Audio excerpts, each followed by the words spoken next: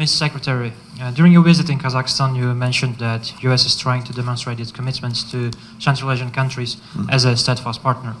You announced even today about additional $25 million to the initiative, and also as well as licensing the companies that are working with sanctioned Russian companies. In that regard, I'd like to ask, what are the expectations of the United States from countries of the region, and in particular from Uzbekistan, to be ensured in their commitment as reliable partners, keeping in mind the ongoing war in Ukraine and close ties of the region with Russia and China? Thank you. Thank you very much. Well, first, what we have been trying to demonstrate throughout this visit, but again, more than that, every single day in our engagement with countries throughout the region. And by the way, the meeting that we had in Kazakhstan of the C5+1, I think that's the fourth meeting that I participated in with my colleagues.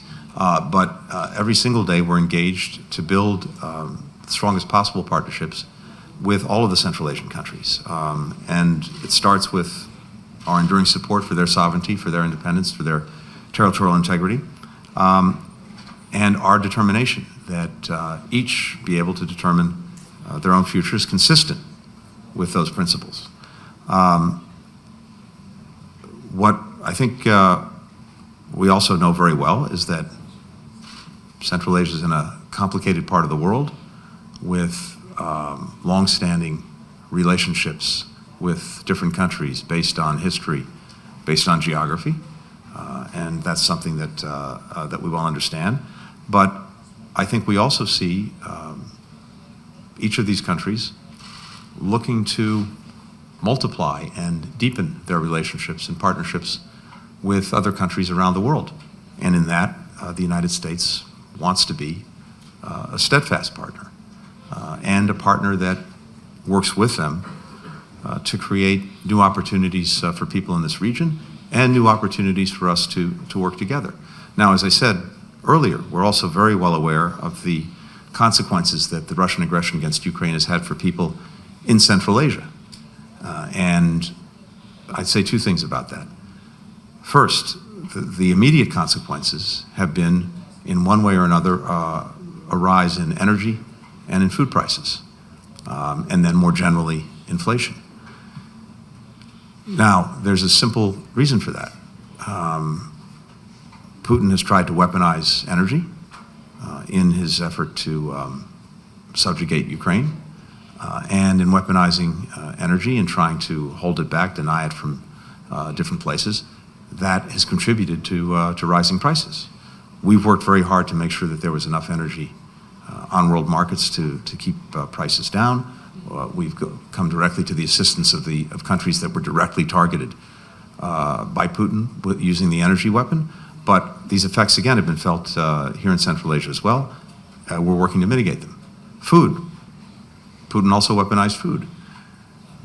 He blocked the breadbasket of the world, Ukraine, from exporting a lot of its grain and food products.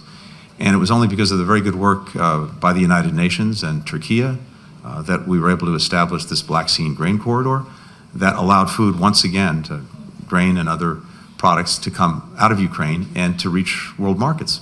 The majority of that is going to countries in the developing world and in the global south.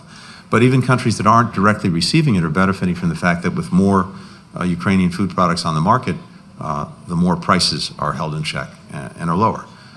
The second part of the equation is this: sanctions, export controls that are being imposed by dozens of countries, not just the United States, on Russia.